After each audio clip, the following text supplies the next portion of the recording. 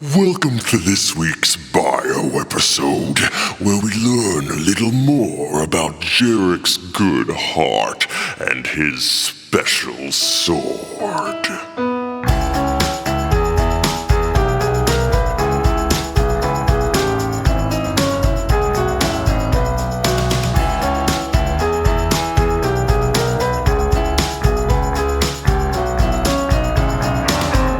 Welcome to Knights of the Rolled Table, the bio episodes. For season 2, around the table, we're going to have everybody introduce themselves and their character for season 2. My name is Chris Daly. I am your dungeon master and host for this evening. My name is Weston, and I'll be your judge and jury. My name is Jen, and I play Sarsa. My name is Zach, and I'm Jerik Dark Harbor. I'm Matt, and I'm Solius. And we should say Weston plays Coach. But we already did a bio episode for Coach, so he's here adding fuel to our biological fire, so to speak. You should probably get that looked at. Yeah, it's going to be a little burny. And today, this week, we are going to go into the backstory of Jerik Dark Harbor, the warlock paladin, paladin warlock. Paladin. It's more a paladin than warlock, so human. But first, let's find out a little bit about Zach. Zach Stones, tell us about yourself. Hey, everybody. I'm Zach. I am, been playing D&D for not that long. Been doing improv in San Diego with lots of these people for a long time. Since 2003 was when I started. Back in the day, I lose track of the math. And I am in my real job. I'm a family therapist at the San Diego Center for Children, supervising other therapists in taking care of kids and families. So, also I have 3 kids of my own. I keep fairly busy. Nice. If people want to reach out to you online, Zach, I know you're pretty active on Twitter. How can they get in touch with you? I just discovered the world of Twitter in May is when my account started, I think. But I've definitely been enjoying both, not just talking about the podcast, but just engaging with the D&D community and the tabletop community, and just talking about kind of the combination of mental health and gaming, and any topics around interactions and relationships around the table, and how to have a supportive environment, and how to support your players, and how to DM. I definitely there's an angle of DMing that I think is overlooked a lot of times when we talk about what you need to DM, which is just the facilitator of the table, the facilitator of the night. And sometimes I feel like we get so into the details of what do I do in the story, that you forget what do the people at your table want to do. Yeah. And so I love talking about that stuff. And we have a couple DMs in our group, and most of us are pretty new, and some of us have been DMing a little bit longer. And are there any takeaways that you've had from talking with other people, or just in your experience as far as good tricks for keeping it civil around the table? And anybody can jump in. Yeah, I mean, we should probably do a whole other bonus episode talking about good mental health around the table. But I think, generally I feel us coming together as knowing each other through improv, there's so much emphasis. I think we all kind of approach the game in terms of this game is a fun way for us to have a long structured story. And I think the nature of improv is a lot of the keys are to listen to each other. The keys are to figure out what the other person is giving you and how to build on that. And if you are good at doing that as a player, then you're going to have going to tell great stories, and you're going to interact. When somebody's sitting at the table constantly trying to figure out how do I undermine something? How do I do something different? How do I force the DM to come up with something new? That's not necessarily, sometimes those are great moments, but that's also you're not really collaborating. And I definitely encourage people to work together and tell a story together. I think we have the benefit of having a lot of trust through improv and through knowing each other before we started playing, and doing a couple of other offline campaigns, not recorded campaigns, before starting, and that definitely helped before this campaign started, season 1. So I think that's definitely nice to instead of just jumping in with hey, we're on the air, we're doing a stream, we're doing a podcast, take some time to get to know your players themselves, because I've seen groups where they're just starting right away with this big project, and they don't even get to know their people, and it's kind of can backfire a little bit. Takes a while. You can definitely hear, it takes 4 or 5 episodes before they sort of figure out like, oh no, now we get it. Oh, you're that kind of player. Also, that'll help you know what people are and aren't comfortable with. If you've actually had an opportunity to play with them in the past, then you aren't feeling that out for the first time in the game. Let's talk a little bit about Jerik. What's his deal, Zach? What do you envision? Where does he come from? How did he first? Well, first of all, he's a paladin, but he's also a warlock. So what's that about? Yeah, which I'm sure people listening have some questions about, and I'm not quite sure what I've dropped along the way. But so we know he has a talking sword named Jovadriel. Jovadriel, he calls him Joe, and that's his kind of patron through his warlock pack. Specifically, Jerik as a paladin of Torm would be the god he's paladin of, and he's also a warlock, but basically his warlock patron is Jovadriel. Jovadriel is an angel that speaks to him through his sword. So it's not actually the talking sword. The sword is like the kind of intercom. And he's a hexblade warlock. Angel, yeah. So that's part of why he sort of channels through his sword. And Jovadriel is an angel of Torm, so Jovadriel is kind of like the middle manager type person that he's more able to interact directly with rather than... I have a direct connection with Torm. Yes. Yeah, very cool. Hold, please. He's busy now. I'll talk to you. So, but specifically beyond that kind of like, the genesis of like coming up with what I wanted to play for Jerik was, I think initially like, who could I put Paladin and Warlock multi-class really nicely, but the concepts don't necessarily. So I was really like fishing around to like, can I come up with a cool story, a cool idea of how a paladins that are like archetypically like the noble warrior who always do kind of like annoyingly do good with a warlock who archetypically are kind of like, manipulating power, and you don't have to play either of those classes like that, but could I kind of like link those up? And then on top of that, his background is criminal. Yeah, and his dad is a criminal. Mm-hmm. Yeah, so not the full backstory, but like important notions of like where Jerik came from is when he was young, when he was a kid, he was raised by his mom, who was like the main server person in a tavern, which was in Emberbrook. And she worked in this tavern for this tavern keeper who wasn't super nice to her, but was kind of nice enough. They were pretty poor. And so if there was an empty room, they'd be able to sleep in the room, or if the tavern was full, he'd let them like sleep in kind of a corner of the kitchen, kind of getting by. And then his mom got sick when he was, 8 or 9 or so, pretty young. They both got really, really sick. Yeah. She died. And he was still kind of sick when this guy showed up and said, like, I'm your dad. You're going to come with me now. Okay. And so goes out, hangs out with his dad. Over time, figures out his dad. He's just kind of like, his dad is like a traveler, moving town to town. They go all over the realms. And after like the 3rd time, they get like chased out of a town under arrow fire. He realizes like, I think maybe he's a criminal. So he's like the smuggler going around, not that great of it. And Jerik kind of like mimics his dad, but picks up some criminal stuff and okay. So he kind of ends up trying to mimic his dad and trying to like work for his dad, but his mom's good heart is always in him. So whenever it comes down to those moments of like, you gotta lie, you gotta steal the thing, you gotta do something that's definitely gonna hurt somebody, he never can do it. So he's basically a terrible criminal, and all through his life, eventually his dad got captured, and he was on his own when he was in like late teens.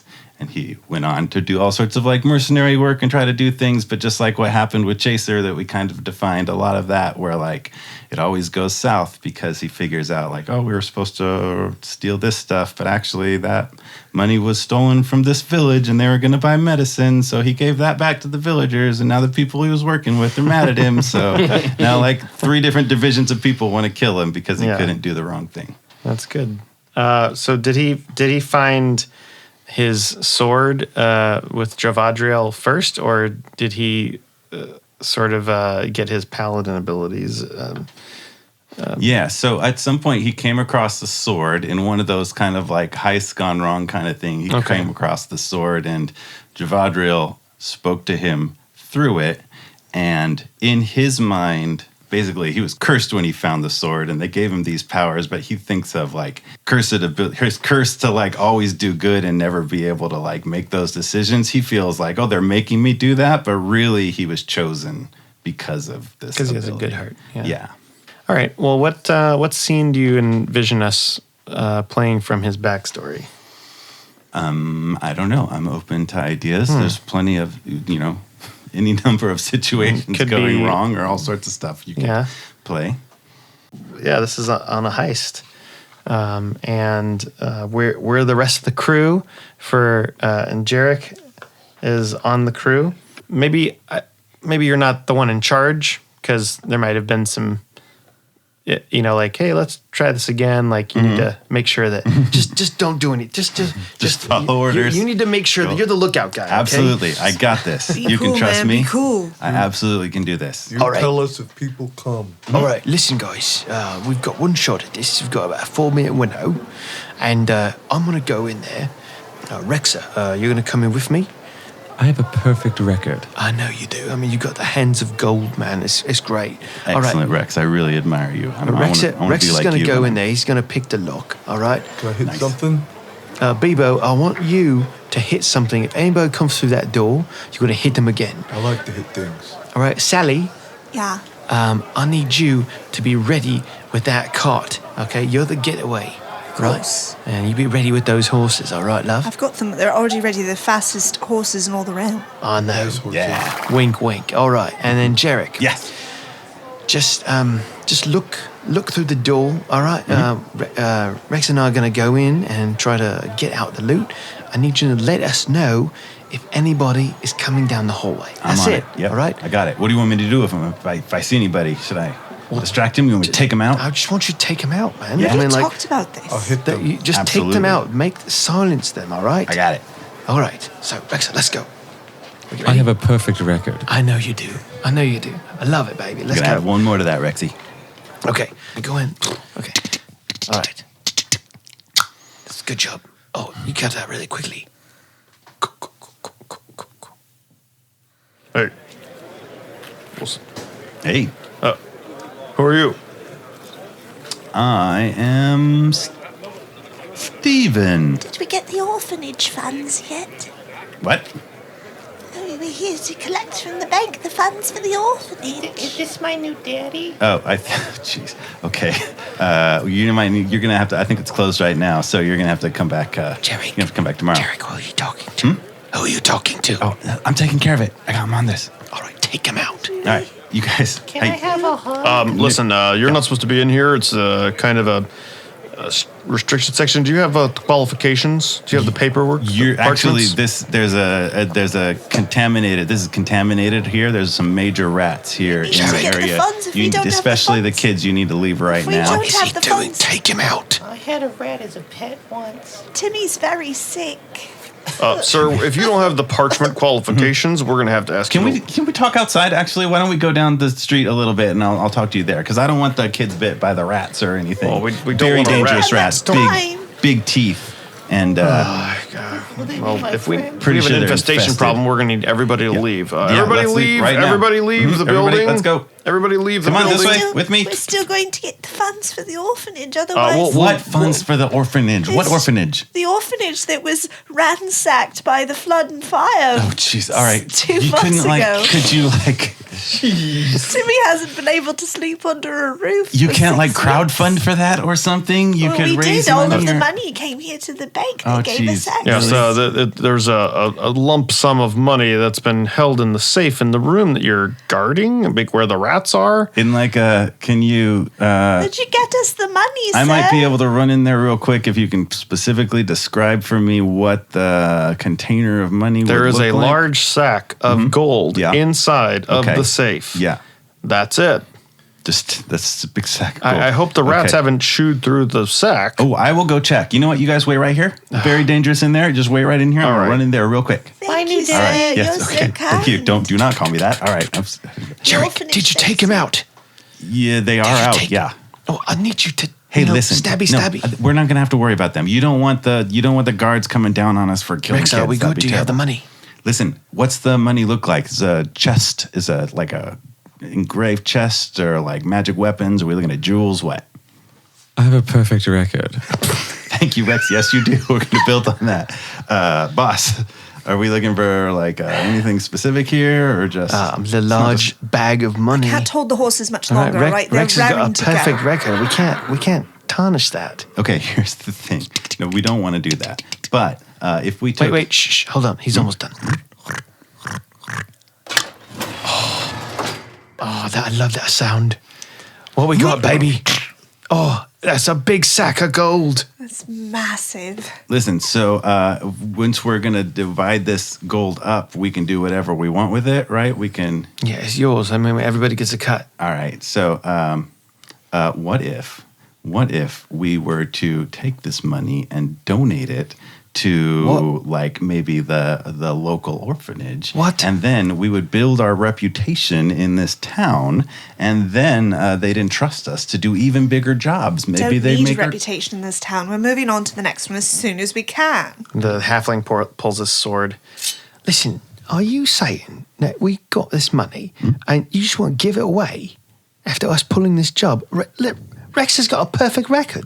I have a perfect record. And you know what? A perfect record at what? At cracking that safe. And you did it. You still have a perfect record, Rex. And now you could have an even perfecter record by putting the money back in the safe and locking it. And then He's doing it you again. could unlock it when the money was not in there. And we'll just give that money Can we back kill to the him now? orphans. Hey, boss, should I hit him? It's... Listen, we know if we don't let him Guys, do there's this, little he's orphans just out going to there. We report us. stole- That's what he did the last job. Dead I'm men not going can't to report you. Let's just give the money to the orphans, and then we can get better money. We can kill some like bad guys that Listen, have money. Is there anything else in here that we can take? I mean, what's under that sheet over there? It's It's a pile of medicine. I could sell this on the... sell this on the... What's in that bookcase over there? Oh, it is instructional, educational books. How to teach kids to read. Gosh. Could sell that on the black market. What's in that long box over there, Rex? Oh, that's a big sword. That's a long sword. I don't need a sword. Go ahead. You could take that. That looks like some sort of like awesome magical sword. Oh. And it goes right into Jerik's hand. How'd you do that? That was neat. As a magical sword, you could take this magical sword. We could call it even. The orphans could be gone. The medicine could go. That is a loud sword. Do you guys all hear that? Hey, what was that? Is that the rats?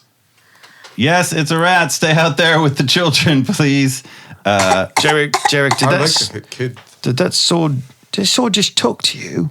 I don't think. Hello, sword. By the line of Torm, you've been chosen.